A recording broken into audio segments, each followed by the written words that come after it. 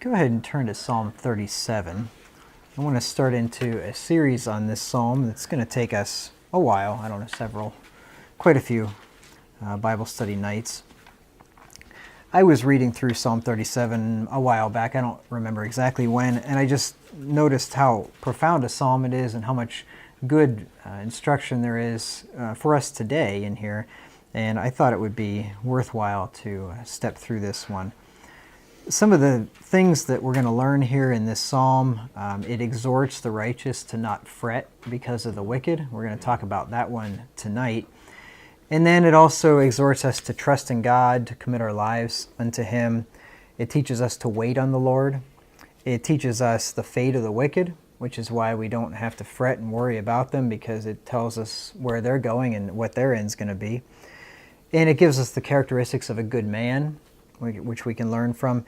And it also teaches us that God makes provision for the righteous and that He takes care of the righteous. There's a couple really good verses in here on that point, but we'll get to that in due time.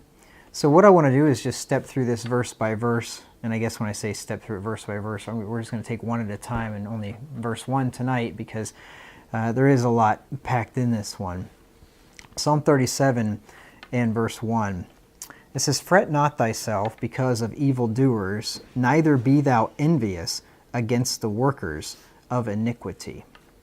So we see here that there are two different state of minds that we are warned against here, that we want to avoid when living among wicked people. And we find them in this verse. The first one is that we're not supposed to fret because of evil men. And then the second one is that we're not supposed to envy them. And both of those things are a real temptation for us. And I'll define what fret means here in just a second. But the two things that we probably deal with the most when we deal with evil men of this world are either being worried about them and concerned about what they're trying to do to us, or how they're gonna wreck the economy, or how they're gonna personally persecute us, or something like that. Or we look at them and they're doing so well, and then we envy them. We think, well, why aren't we like them? Why didn't God choose to make His children the rich and the prosperous ones instead of the wicked? So those are the two main things, and that's what we're going to look at tonight. So first of all, we'll look at being worried and distressed about them. And this comes right from the text there, "Fret not thyself." To fret is, and this is actually definition number 8, and the other ones had more of a physical definition, if I remember right, like rubbing abrasively against something. And the reason why I'm using number 8 is because it actually uses the very phrase to fret oneself. So this is the application of the context here. It is to chafe, irritate. It is chiefly with regard to the mind. See, it always harkens back to the primary definition, right? To irritate, to aggravate. Which would be like if you're wearing clothes that chafe you or something, they would fret you. But this is with regard to the mind. To annoy, distress, vex, worry. Also to fret oneself, and to bring into or to a specified condition by worrying. So it's the condition that you end up coming into when you worry is what fretting is. And if you think about it, just in some common terms we might use, if you work yourself into a tizzy or something, you've been fretting. Or if you get yourself all worked up about something and you start worrying about it and getting anxious about it, and you're jittery, you can't sleep, or you're laying awake at night or something like that. That's what it is to fret because of the wicked. And I used to I had a grandfather that was a worrier or a fretter. He was just constantly worried about something and worried inordinately, and really there wasn't reason. Like, he'd worry about crazy things that just would never going to happen. Like he had a gun one time, I think.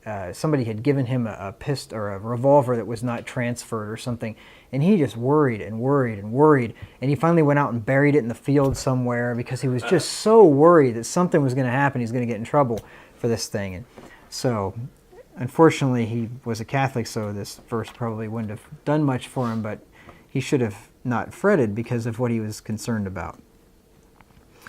The wicked under consideration here in this verse are evidently successful wicked people. They're not just evildoers in general. And the reason for that is that there wouldn't be a reason for God to tell us not to fret ourselves because of them if they weren't successful and in some kind of power over us. You could apply this to just to evildoers in general, because, I mean, there could be people that have no power over you, like the sodomites that march in the parades or something like that, or the people at work that flaunt themselves and flaunt their sin, or something, the womanizer that's, irritating you or something like that. But the primary thing in this text is really it's people that have power over you. Those are the evildoers that we're really supposed to not fret because of. And those are the ones that we worry the most about. Yeah. We don't worry about the guy that annoys us at work. We worry about the rich and the powerful people, or the people in government that could do us harm. Well, the thing is, the children of this world are wiser than the children of light, we're told. Luke 16 and verse 8. And because of this, there's a lot of advantages that get afforded them, and they end up becoming powerful and rich and oppressive. Luke 16 and verse 8 says, "And the Lord commended the unjust steward because he had done wisely, for the children of this world are in their generation wiser than the children of light." And I guess maybe God likes the underdog or something. That's why he set it up this way. But you would think if you think, well, if I was God, I would make all my children the successful ones and the powerful ones and the wise ones. But that's not how he does it. He's chosen the weak things of the world, the things that are despised, the foolish things of the world, right? In 1 Corinthians 1. And he doesn't choose the high and mighty. And because of that, because the children of this world are wiser, then they are the ones that end up becoming rich. If you look in Psalm 73 and verse 12. Psalm 73 and verse 12. You look, this goes way back. Go back to Cain. And Abel was just a humble farmer, and Cain was a tiller of the ground. And then you look at Cain's, his posterity, and they're the artificers, they're the workers in brass, they're the musicians, they're all the impressive people in society, the people that are getting stuff done, and the inventors and the industrialists. That's just the way it goes for whatever reason. That's the way God has set it up. Psalm 73 and verse 12 says, "Behold, these are the ungodly who prosper in the world; they increase in riches." And part of the thing is that the wicked, they don't have scruples, and they don't mind screwing people. They don't mind, trampling on top of people. And isn't that how you work your way up the corporate ladder, by stepping on everybody's head that's below you? And in general, now of course they'll reap what they sow, but in the short term, they're pretty successful at it. And then once they become rich, then what do? What's the next thing you do once you become rich? If you're a wicked person, you oppress, right? Because you use that wealth to lord it over other people to get more wealth. If you look in James 2 and verse 6, just kind of showing you how it is that the evildoers get to the position that we start fretting about them, we get worried about them. James 2 and verse 6 says, "But ye have despised the poor. Do not rich men oppress you and draw you before the judgment seats?" Think about it. Aren't rich men, and big industrialists that have huge corporations, they have teams of lawyers, they draw you before the judgment seat, right? I'm sure it was much, it was minor in James's day compared to what it is now. But talk about the rich being able to draw you before the judgment seat. How can you possibly stand up to that? It's like people that take the government to court. How are you going to win? Once in a while somebody does. They manage to get a just judge or something. But when you have somebody that has pretty much an infinite budget and teams of lawyers, and there you are, just little Joe Schmo, yeah, that's what they do. They oppress. They often end up in high positions in government. And this allows them to oppress people on a large scale. Psychopaths tend to get into government. Psychopaths have no care for anybody else. They have no empathy, and they want to rule over people. That's generally people in government. They are the types of people that want to rule over others. That was the one thing that made Ron Paul so different, because he always said, and I do believe him, He did not want to rule over other people, and he never did. He never took the payouts. He never took the junkets where they'd fly him to some nice island somewhere to have a nice time or whatever. He never do any of that stuff. He just wanted to do what government is supposed to do and be there to protect people's liberties, basically, and do justice for people, maintain law and stability, and keep a level playing field for everybody or something. I mean, that's basically what he wanted to do. But if you look in Ecclesiastes 5 and verse 8, we see here that people in high positions in government can oppress.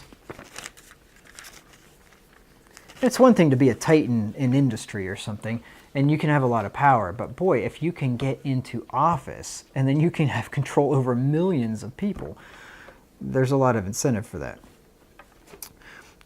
Ecclesiastes 5 and verse 8.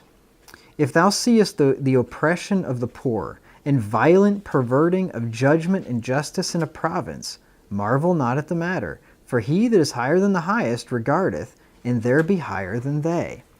So this is telling us that people in a province, so we're talking about government here, justice and judgment, we're talking about the court systems, the legislative system, people in high places in government oppress the poor and the needy. They pervert judgment of the afflicted.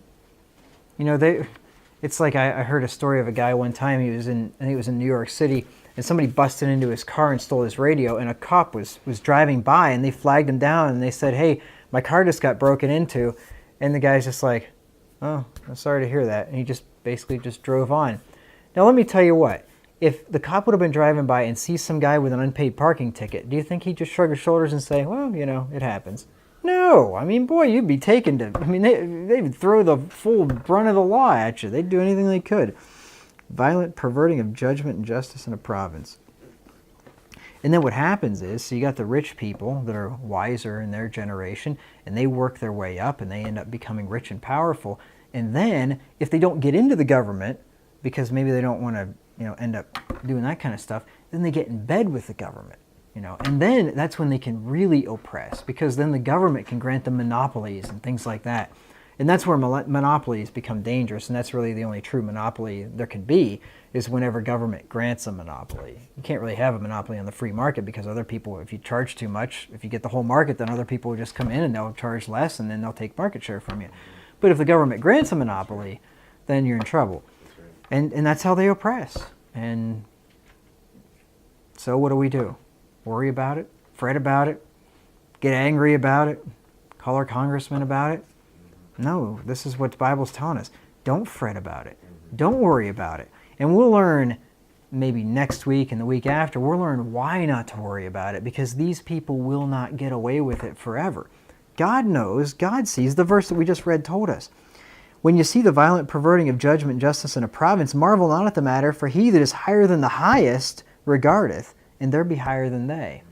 He that is higher than the highest, so that's God, is higher than the highest. You take the highest guy in government, or in the shadow government, or behind the scenes, or whoever he is, God's higher than him. And the peons in government that are oppressing people and perverting judgment, they are higher than they, and God can take care of them. Whether it's the angels or whether it's God's own people that he puts in a high position of government, like a Joseph or a Daniel or something, they'll be higher than they. God can take care of it. Pastor, didn't Jesus say that there were, there's the rich people that get in bed with government, but isn't there the benefactors over the kings of the Gentiles? Yes. Would that be the rich people then that are even over the kings and some of Yes. these people? Yeah. The kings of the Gentiles exercise authority. How did he say it? I wonder if I have. Turn to Matthew 20:25. That's one of the places. Yeah, exactly. I should have had. That's a great text, because that's speaking to exactly what I'm referring to here. Matthew 20 and verse 25. But Jesus called them unto him and said, Ye know that the princes of the Gentiles exercise dominion over them. So the princes exercise dominion over the people. And they that are great exercise authority upon them, upon the princes. So you got people that are great and powerful exercising authority upon the princes. In another place he calls them benefactors. I think maybe that's in Mark 10 and verse 42. Mark 10 and verse 42.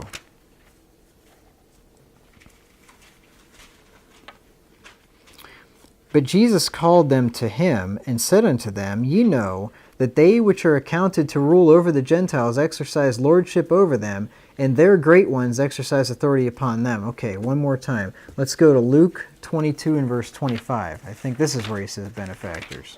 If this isn't it, then I don't know where it is. Luke 22 and verse 25. Yes. And he said unto them, The kings of the Gentiles exercise lordship over them, and they that exercise authority upon them are called benefactors. You think about the benefactors of mankind, like Bill Gates or something. He's such a philanthropist, right? And don't you think, and could I prove it? No. But is he one of the great ones that has authority over the great men of the earth?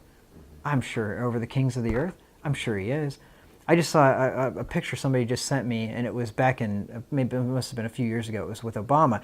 There's a round table, and you got all the big titans of industry, and they had the names above them so you could see who they are. But you got the CEO, you got Mark Zuckerberg of Facebook, you got the CEO of Twitter there, you got, Bill Gates wasn't there for some reason, he must have been out of town, but Steve Jobs was there, I think the CEO of Netflix was there, like all the big heads of especially the social media type, the technology companies, because that's what the government really wants now. Because if they can get in bed with the technology companies, then they have all the information on us. Google collects everything about us. Facebook knows everything about us. And so they get in bed with them. And those guys are the benefactors. Philanthropists. Yep. There's, I forget who did this study, but on the foundations back in the 60s, he wrote a big work. It's for the John Birch Society, but he went to the Carnegie Foundation, Ford Foundation, and how these foundations were set up. They're tax-free, obviously. There's one advantage, but it was they do this philanthropy. They're these benefactors to mankind, and yet there's all this power and direction of the political engine. Oh yeah. Coming from that. Yeah. They have these think tanks. Yep. And they're the ones that are involved in the Council on Foreign Relations and the Trilateral Commission and the Bilderbergers, all the big people in industry, and then they shape the foreign policy. And they're really the ones that the president and the Congress take their marching orders from these organizations, from the great ones, from the benefactors. Remember the Clinton Foundation? I'm sure it's bunk now because you know how it works, right? I mean, the Clintons got like $250 million in donations to the Clinton Foundation for all of their philanthropic work and everything. Well, I didn't look up the stats, but as soon as Clinton lost the election, I'll bet you there hasn't been one dime given to the Clinton Foundation because it's a pay-to-play thing, right? The great men of the earth pay into this foundation, and they want the kickbacks that they get, you know. So that's how it works.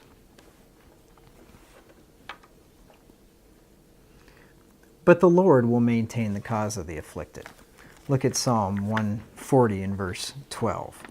Just like he said, they that are higher than the highest regardeth, and there be higher than they. Don't worry about it. Don't marvel at the matter, because the Lord will take care of us. Psalm 140 in verse 12.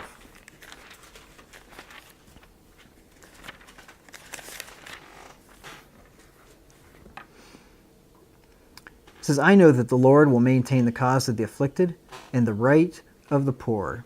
So just remember that. The Lord will maintain your cause. You ever get into trouble if somebody's some bureaucrat's coming after you because you crossed some law that you didn't even know existed or something? The Lord will maintain the cause of the afflicted.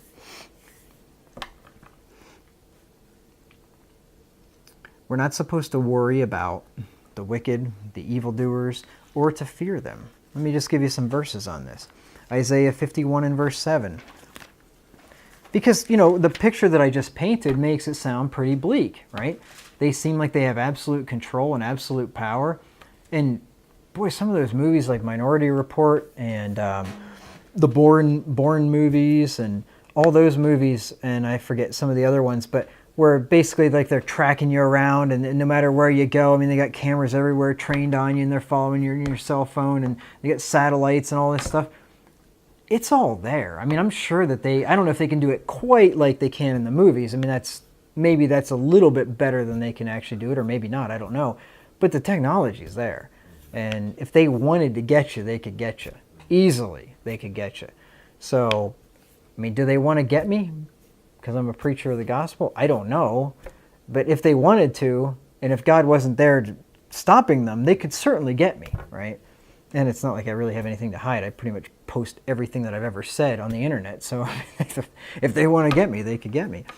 But I don't worry about it because the Lord says that He will take care of us. Isaiah 51 and verse 7. It says, "Hearken unto me, ye that know righteousness, the people in whose heart is my law. Fear ye not the reproach of men, neither be ye afraid of their revilings." The people in whose heart is God's law, God's children. Don't fear the reproach. Don't fear the reviling of men. Let's go to Psalm 56, one of our favorites when it comes to this of not fearing men. Psalm 56, verses 3, 4, and 11.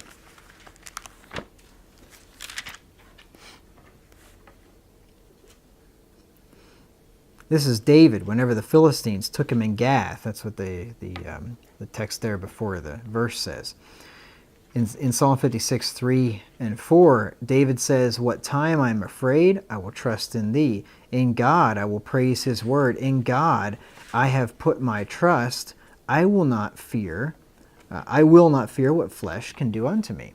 Verse 11, "In God have I put my trust. I will not be afraid what man can do unto me." Could it happen that we get violent persecution again? Yeah.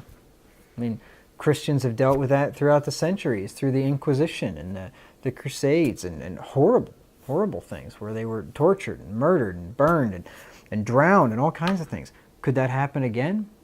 I think it could. It might not. I mean, the devil seems to have another way of oppressing us. That's with affluence and that kind of thing. So maybe it won't come to that again. I don't know. But you do read about people there, which looks like at the end times where things get pretty bad. And they, people that were beheaded for the name of Jesus, and that's happened in the past. But, people that don't receive the mark of the beast and can lose their lives, yeah, it could happen.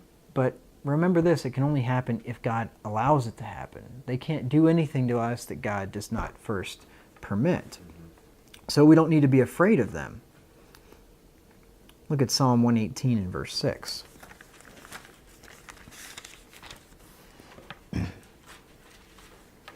I would say if you are a man of this world and you're not a Christian, you're not a believer, for goodness sakes, don't research conspiracies.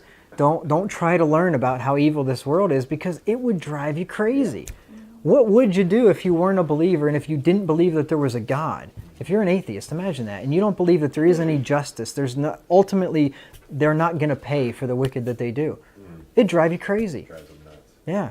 So I would say just live out your nice little peaceful life and just stay ignorant and enjoy your bliss.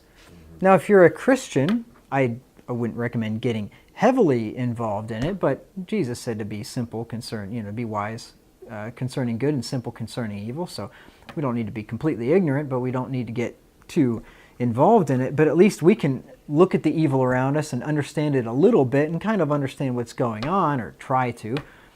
But then we can just take a step back from it and say, hey, I'm not worried about it because the Lord's going to take care of me. And just like the Hebrew children said that God will deliver us out of the fiery furnace. But if he doesn't, we're still not going to bow down to the image. So if God lets us be martyrs, he lets us be martyrs, and he'll give us grace to deal with that as well. Psalm 118 and verse 6. It says, "The Lord is on my side. I will not fear. What can man do unto me?" Let me tell you what, that would severely irritate your oppressors. You imagine being one of the martyrs and being ready to be burned at the stake or at the guillotine, and you quote them this verse, "The Lord is on my side, I will not fear. What can man do unto me?" Wow. I heard a story, I was listening to Stuart Crane I was telling you about. There was I think it was a Baptist church, some kind of a church down in Florida, and they took their church building by eminent domain, and they gave them money for the building, and then they wanted to build in another place, but this little municipality, I guess, was very against anti-Christian or something, and they weren't going to allow them to build the building, and they went to the meeting where they were supposed to decide if they were allowed to build on this property, and they kept stalling them, and they weren't going to make a decision. And the pastor said, "Well, it must have been a fairly good sized church. I've got 250 people outside, and either you are going to make a decision right now, you're going to give us the go ahead to build here, or else I'm going to walk outside and we are going to pray for we're going to pray that God kills you. We're going to pray for your death." And they passed the thing right away. So, the Lord's on my side, I will not fear. What can man do unto me? And if you compare that, I do too. I do too. And I'll tell you what, I mean, the thing is, Christians just cash in their chips. Christians get afraid, and they get afraid of the government or whatever, and then the government can just do whatever they want to you. But if you just as a little Christian just stand up, if they take you to court and you stand there in court and say, "The Lord is on my side, I will not fear, what can flesh do unto me?" They might start quaking in their boots. Because you know what? Maybe if they are really messengers of the devil, they know, and I got the verse for it, that greater is he that is in us than he that is in the world. They know that. Romans 8 and verse 31. What was that verse? The one that I just quoted? That's in 1 John. I'll get to that one in just a second. Greater is he that is in you than he that is in the world. Oh, I will. Psalm 118:6. The Lord is on my side. I will not fear. What can man do unto me? And then a great comparison with that is Romans 8:31. It says, "What shall we then say to these things? If God be for us, who can be against us?" Who can be against us? It says in Proverbs that there is no wisdom nor counsel against the Lord. No counsel. What are lawyers called? Counselors, right? They take you to court because maybe you're not allowed to homeschool your kids anymore, or you don't want to vaccinate your kids, or whatever. And they have counselors taking you to court. And you could stand there in court and say, "I will not fear. The Lord is on my side. I will not fear what man can do unto me." If God be for us, who can be against us? And remember what the Lord says in Hebrews 13 and verse 6?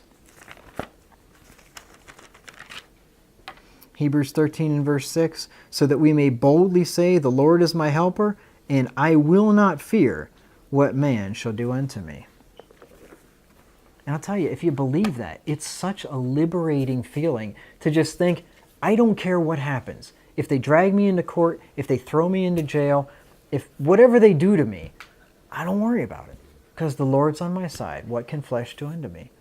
And it's a liberation. You don't have to worry about it anymore. You don't have to lose a wink of sleep. We don't even have to fear if the government sends the military against us. Look in Psalm 27 and verse 3. Psalm 27 and verse 3. Could happen. It's happened in the past. Southern states tried to secede. The federal government sent the military in, burned their cities, and all kinds of horrible things. Psalm 27 and verse 3. David says, "Though an host," that's an army, "should encamp against me, my heart shall not fear. Though war should rise against me, in this will I be confident." And here's what you do. When a host gathers against you, or when you're concerned maybe they're going to send the military in, here's what you do, the next verse. "One thing have I desired of the Lord, that will I seek after, that I may dwell in the house of the Lord all the days of my life, to behold the beauty of the Lord, and to inquire in his temple." Just go to church. That's what I'm going to do. If it gets really bad, that's what I'm going to do. I'm going to go to church. And you know what? God's church is where he dwells. He sets his angels round about it to protect it. That's the best place to be. Though in host, I mean, hey, we go down there in our little rented building, and the SWAT team comes. That's the best place to be. Best place. Remember what I said earlier, that the powers that be can only do to us what God permits them. And that's the great thing if you understand the sovereignty of God. They can only do what God permits them. Now, he may permit them to martyr us. He may permit them to kill us. But if they do, it's only because he allowed it. So there's you don't have to lay awake and just worry and worry and worry. And if something does happen and you get summoned into court or something and just worry, They can only do to you what God allows them to do. And, if you get called into court, go into court and just see what happens. Commit it unto God, and they will only be able to proceed as far as He allows it. God will reprove kings for our sakes. Look at Psalm 105, verses 4 through 15. Psalm 105, 4 through 15. This is why you don't have to fret because of evildoers. Because even if the evildoers are at the highest echelons of the government, God will even reprove them for our sakes. Psalm 105, 4 through 15. This is neat. This was spoken of Israel, of the nation of Israel, Old Testament nation. But let me just show you, and I'll tie in some things that I've just taught recently, and we'll see how this applies to us. This is really neat. Psalm 105, read verses 4 through 15. Seek the Lord and His strength, seek His face evermore. Remember His marvelous works that He hath done, His wonders, and the judgments of His mouth. O ye seed of Abraham, His servant, ye children of Jacob, His chosen. Now, remember the sermon just from a couple of weeks ago? Who's the seed of Abraham? Election. Right. If ye be Christ, then are ye Abraham's seed, and heirs according to the promise. This is spoken to you. To you. To you. He is the Lord our God. His judgments are in all the earth. He hath remembered His covenant forever. Jesus bought us with the blood of the everlasting covenant. He's remembered His covenant forever. The word which He commanded to 1,000 generations, which covenant He made with Abraham. Remember, to Abraham and his seed were the promises made. He saith not unto seeds as of many, but as to one, and thy seed, which is Christ. And if ye be Christ, then are ye Abraham's seed. Which covenant He made with Abraham, and His oath unto Isaac, and confirmed the same unto Jacob for a law, and to Israel for an everlasting covenant. That's the covenant that we're under, the new covenant, the everlasting covenant. Saying, unto thee will I give the land of Canaan, the lot of your inheritance, when they were but few men in number, yea, very few, and strangers in it. What are we called? Strangers, sojourners, pilgrims? This applies to us. When they went from one nation to another, from one kingdom to another people. This has happened to Christians throughout history. When they get persecuted in one nation, they go to another.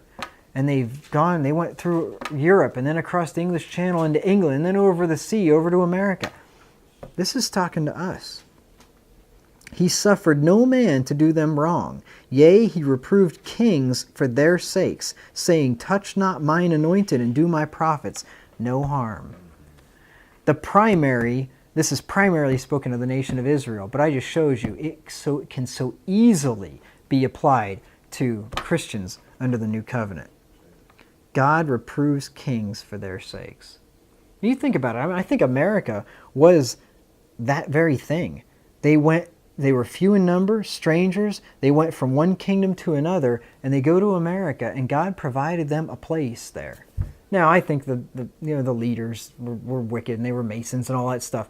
But nevertheless, I think God worked through all that evil and created a haven for His people and saved them from the kings of Europe, from all the kings and the Catholics who persecuted His people bitterly.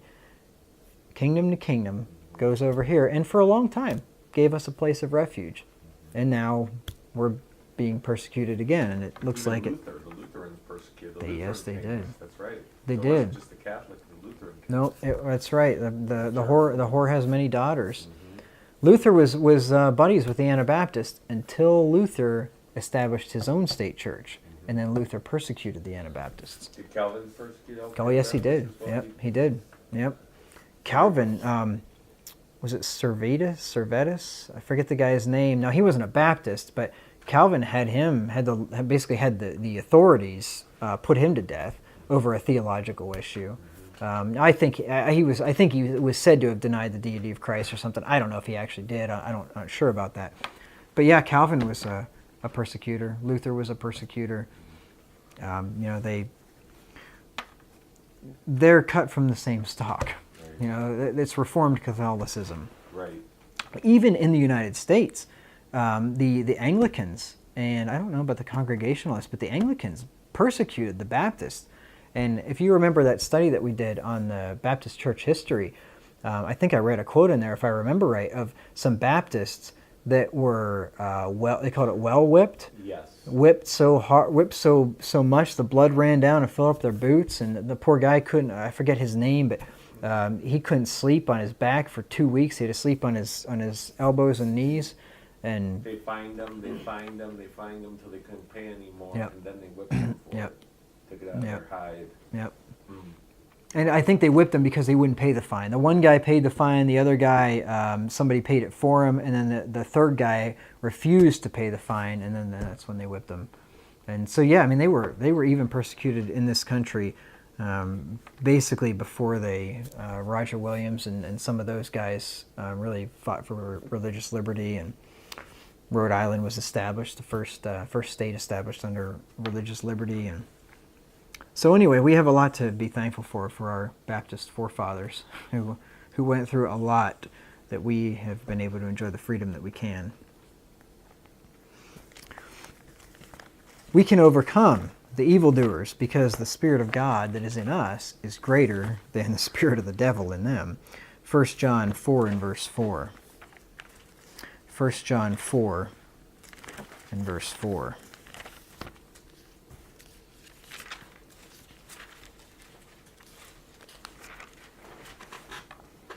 John says, "Ye are of God, little children, and have overcome them, because greater is he that is in you than he that is in the world."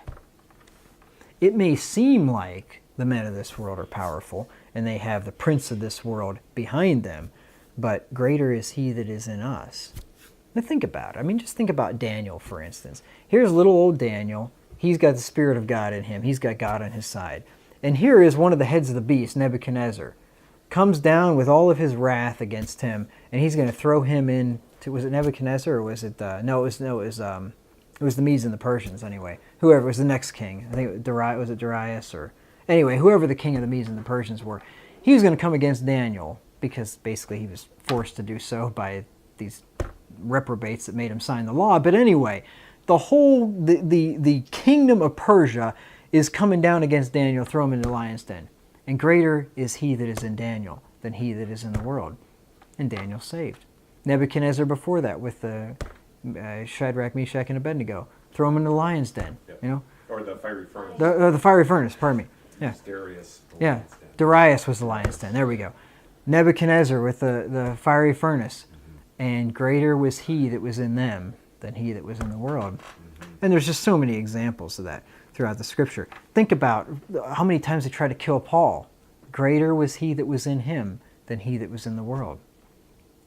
So there's nothing to fear if you just believe that God will take care of you. The Lord has not given us the spirit of fear, we're told in 2 Timothy 1 and verse 7. 2 Timothy 1 and verse 7. "For God hath not given us the spirit of fear, but of power, and of love, and of a sound mind." Not the spirit of fear. So when you're fearing, you're not exercising faith, right? Faith and fear are the opposites of each other. The antidote to fear is faith. God's given us the spirit of power and of love and of a sound mind. I would tend to think that the powers that be would be more afraid of a simple little sermon like this than they would be of somebody exposing all the secret orders or whatever. Because you know what? You expose the secret orders, big deal. It's like the heads of the Hydra. You know, you chop one off and another one pops up somewhere. The strange woman, her ways are movable. You can't know them, right? So people trying to dig to the bottom of the conspiracies, and what are they really going to do about it anyway, right? But if you just get this basic teaching down, to not worry about them and to not fear them, what can they do to you? You know, Jesus said, "Fear not them which can kill the body, but can do nothing to the soul. But fear him, fear God, who after he's killed the body can cast the soul into hell." So if we get this down, there's nothing they can do to us. And we're free. We're free in mind. And they can put the shackles on you and you're still free. If we trust God and obey him, he'll deliver us from those whom we fear. This is an important lesson. Jeremiah 38, 9 through 20. this king, if my memory serves me correctly, did not take the advice. He could have saved himself, Zedekiah, but he didn't.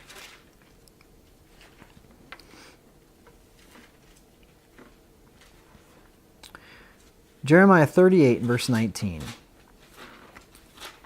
And Zedekiah the king said unto Jeremiah, I am afraid of the Jews that are fallen to the Chaldeans, the Babylonians, lest they deliver me into their hand, and they mock me. But Jeremiah said, They shall not deliver thee. Obey, I beseech thee, the voice of the Lord, which I speak unto thee. So it shall be well unto thee, and thy soul shall live. Look what he says next, though. But if thou refuse to go forth, this is the word that the Lord hath showed me. And behold, all the women that are left in the king of Judah's house shall be brought forth to the king of Babylon's princes, and those women shall say, Thy friends have set thee on, and have prevailed against thee, and thy feet are sunk in the mire, and they are turned away back. So shall they bring out all thy wives and thy children to the Chaldeans, and thou shalt not escape out of their hand, but shalt be taken by the hand of the king of Babylon, and thou shalt cause this city to be burned with fire. And if you remember what happened to Zedekiah, they ended up putting his eyes out. He didn't do what Jeremiah said. Jeremiah told him to trust in the Lord and to not be afraid, but he didn't follow him. And the king of Babylon came and took over, ransacked Jerusalem, and Zedekiah's eyes were plucked out, and he was taken to Babylon. Now, if we fear the wicked, we'll end up being trapped in the prison of our own imaginations, of our own mind. So you can be trapped in prison whether you're actually physically in prison or not. If you fear somebody, you are in prison. If you're in prison and you don't fear them, you're not really in prison. You're free in your mind.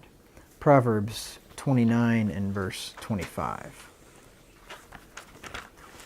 Proverbs 29 and verse 25.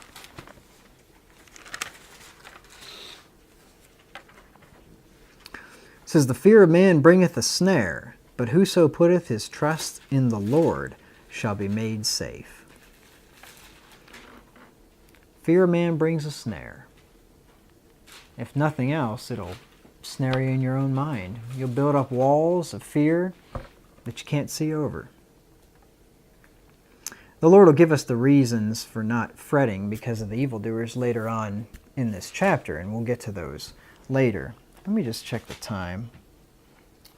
I'll tell you, we got started a little bit early. I was going to finish verse 1, but I've got enough stuff. It's going to take too long. It's been almost 45 minutes, and I don't want dinner to burn. So anyway, we'll call it quits for tonight, and then we'll pick up this next time, Lord willing.